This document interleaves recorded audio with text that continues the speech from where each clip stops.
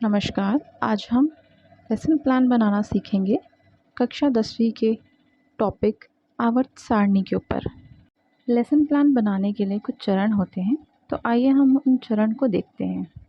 किसी भी अच्छी कक्षा के लिए शिक्षक और विद्यार्थी के बीच समन्वय आवश्यक होता है। शिक्षण प्रक्रिया तभी सफल हो सकती है जब शिक्षक और विद्यार्थी दोनों मिलकर ज्ञान अर्जन की सक्रिय रूप से भाग लेते हैं। पूर्व तैयारी के निम्न चरण हैं जो आपको स्क्रीन पर प्रदर्शित हो रहे हैं। पाठ्य वस्तु की प्रस्तावना, ब्लैक या ग्रीन बोर्ड पर शिक्षक द्वारा व्याख्या, पाठ्य सामग्री का प्रदर्शन, दृश्य श्रव्य सामग्री, उपलब्ध एनिमेशन या कार्टून वीडियोस, प्रश्नावली गृह कार्य। छात्रों से कुछ प्रश्न करेंगे जिनसे वे आवर्त सारणी की महत्ता और उसके पीछे वैज्ञानिक तर्क को समझने के लिए प्रेरित होंगे।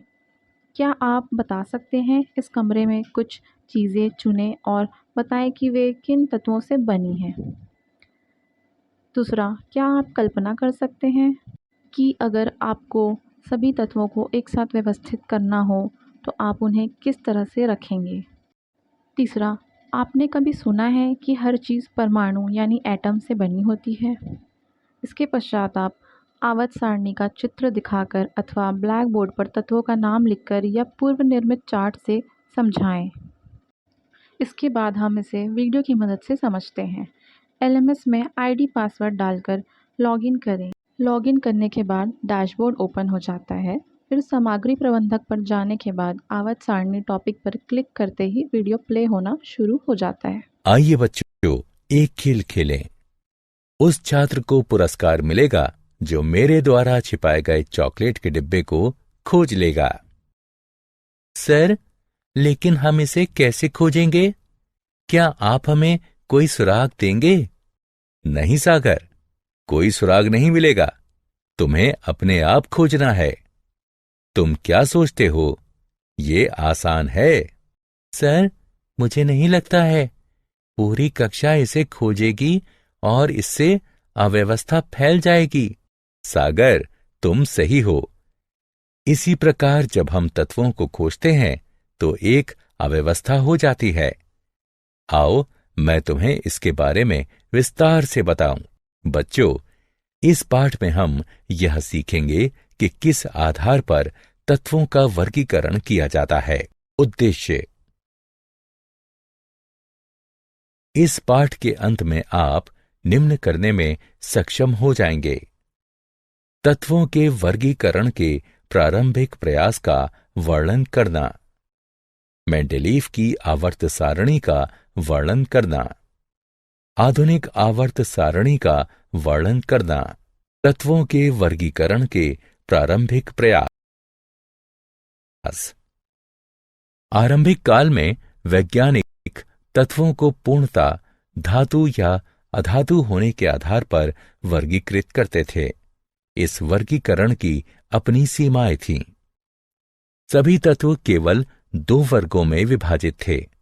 इस कारण धातुओं का समूह बहुत विशाल हो गया। कुछ तत्वों में धातु और अधातु दोनों के गुण थे। उन्हें किसी भी वर्ग में नहीं रखा जा सकता था। इसके कारण तत्वों के वर्गीकरण में किसी प्रतिरूप या नियमितता की पहचान और फिर वर्गीकरण की आवश्यकता बढ़ गई। डायबेराइनर के ट्रिक।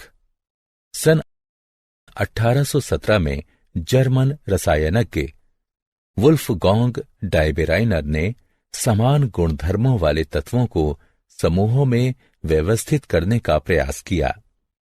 उन्होंने 3-3 तत्व वाले कुछ समूहों को चुना एवं उन समूहों को त्रिक कहा। डायबेराइनर ने बताया कि त्रिक के तीनों तत्वों को उनके परमाणु द्रव्यमान के आरोही क्रम में रखने पर बीच वाले तत्व का परमाणु द्रव्यमान अन्य 2 तत्वों के परमाणु द्रव्यमान का लगभग औसत होता है।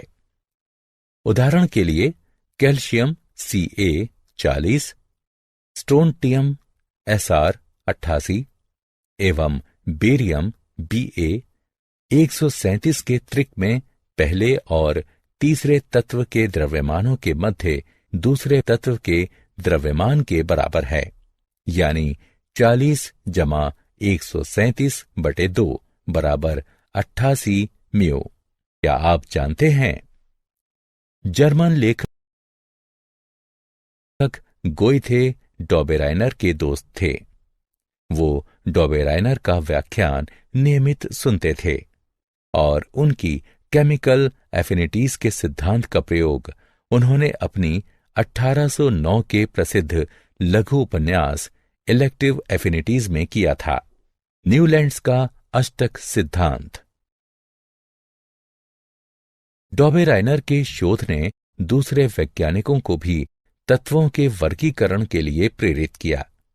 त्रिक ज्यादा उपयोगी नहीं थे क्योंकि वो एक साथ केवल 3 तत्वों को वर्गीकृत करते थे। सन 1866 में अंग्रेज वैज्ञानिक जॉन न्यूलैंड्स ने खोज की कि जब तत्वों को परमाणु द्रव्यमान के आरोही क्रम में व्यवस्थित किया जाता है तो प्रत्येक 8वें तत्व का गुणधर्म पहले तत्व के समान होता है। इसे अष्टक सिद्धांत कहा गया। इससे केवल कैल्शियम तक के तत्वों को इस क्रम में व्यवस्थित किया जा सकता था। यद्यपि उस समय तक 60 से ज्यादा तत्व ज्ञात थे। क्या आप जानते हैं दूसरे वैज्ञानिकों की तरह ही न्यूलैंड्स भी समान भार और परमाणु भार का प्रयोग करते समय अर्थ विभेद नहीं करते थे और 1863 में अपने शोध पत्र में उन्होंने अपने पूर्वजों द्वारा प्रयोग किए गए मान का ही प्रयोग किया।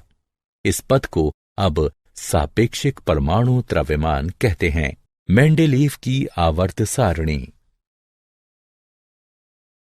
रूसी रसायनज्ञ डमित्री मेंडेलीव ने खोज की कि परमाणु द्रव्यमान तथा रासायनिक गुणधर्म में समानता के आधार पर आरोही क्रम में रखने पर तत्वों का क्रम आवर्ती होता है।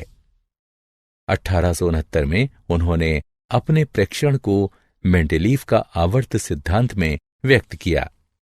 उन्होंने ये खोज भी की कि प्रत्येक आवर्ती फलन एक निश्चित अंतराल के बाद खुद को दोहराता है। अतः आवर्त सिद्धांत के अनुसार तत्वों को उनके परमाणु द्रव्यमान के अनुसार आरोही क्रम में व्यवस्थित करने पर तत्व का रासायनिक और भौतिक गुण एक अंतराल के बाद स्वयं को दोहराता है। आवर्त सिद्धांत के आधार पर तत्वों की व्यवस्थित सारणी को आवर्त सारणी कहते हैं। अभी हमने वीडियो देखा, अब हम समझते हैं कि आवर्त सारणी होता क्या है। आवर्त सारणी रासायनिक तत्वों का एक व्यवस्थित चार्ट है जिसमें तत्वों को उनके परमाणु क्रमांक, इलेक्ट्रॉन विन्यास और रासायनिक गुणों के आधार पर सजाया गया है। यह वैज्ञानिकों को तत्वों की संरचना, गुणधर्म और उनके बीच संबंधों को समझने में मदद करती है। दिमित्री मेंडलीव ने 1869 में पहली बार तत्वों की आवर्तता के सिद्धांत पर आधारित सारणी बनाई थी। आधुनिक आवर्त सारणी की संरचना हेनरी मोसले द्वारा दिए गए परमाणु क्रमांक के सिद्धांत पर आधारित है। इसमें कुल 118 तत्व हैं जिन्हें 7 आवर्तों यानी पीरियड्स और 18 वर्गों या ग्रुप्स में विभाजित किया गया है।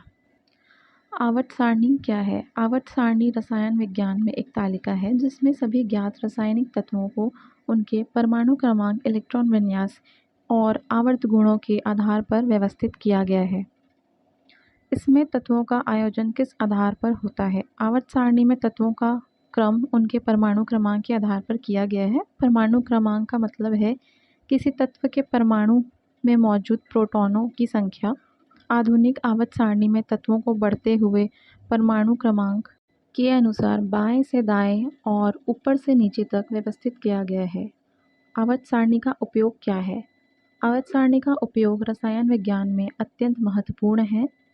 यह एक ऐसा वैज्ञानिक उपकरण है जो हमें रासायनिक तत्वों की जानकारी को सुव्यवस्थित रूप में प्रदान करता है।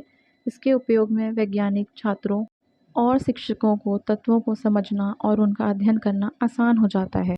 फिर हम देखेंगे कि आवर्त सारणी की खोज किसने की है और तालिका की संरचना किस प्रकार हुई है। कंटेंट चलाकर पढ़ने के बाद दाईं तरफ ऊपर में एरो का चिन्ह बना हुआ है, उसे क्लिक करने पर उस पाठ में जितने वीडियो और मूल्यांकन वाले प्रश्न हैं वह प्रदर्शित होते हैं। जैसे ही छात्र असेसमेंट पर क्लिक करते हैं, एक नया डायलॉग बॉक्स ओपन हो जाता है और 10 मिनट में प्रश्न हल करने के लिए पूछे जाते हैं।